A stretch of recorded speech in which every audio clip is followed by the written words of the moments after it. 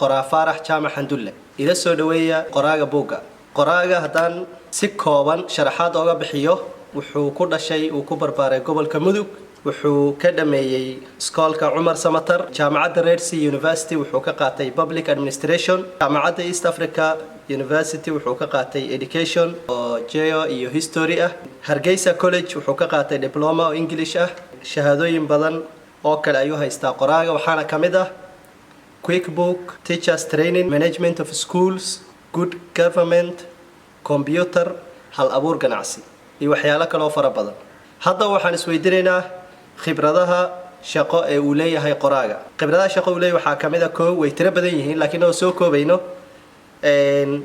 wuxuu qoraaga wax ka soo dhigay iskoolka Biyo Kulule Secondary School isagoo ka macallin dhigo maadada juqraafiga aadka farsamada gacanta ee Nugaal ee ku yaala magaalada Garowe ayuu wuxuu ka soo noqday maamule waxa kale uu ka soo shaqeeyay qoraaga iskoolka Bandarbayla Secondary School uu ka soo ahaa macallin iyo maamul ku xigeen wuxuu hadda yahay macallin wax ka dhigo iskoolka Leeyahay Al-Furqaan Secondary School ayuu macallinkii ama senior teacher macallimiin sarsare ku jira wuxuu hadda wadaa qoraaga master online ah oo uu ka wado dalka dibadiisa intaas waxa weeye qayb kamid ah khibradiisa shaqo bal hadda waan soo gudubno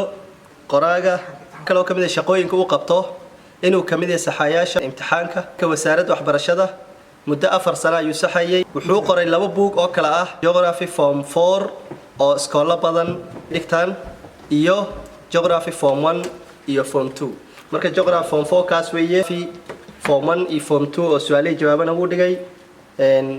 uu daabacay qoraaga oo aad looga faa'iideystay runtii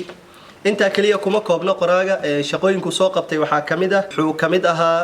qabanqaabiyaasha Garowe Book Fair 2018 isla 2019 sanadkii ku xigay wuxuu marti u ahaa Garowe Book Fair 2019 waxa kale aan ku darayaa qoraaga uu kamid ahaa ama gudoomiye ahaa ururka wadani ee Boosaaso iyo naadiga akhriska qoraalka Nugaal ayuu afayeenka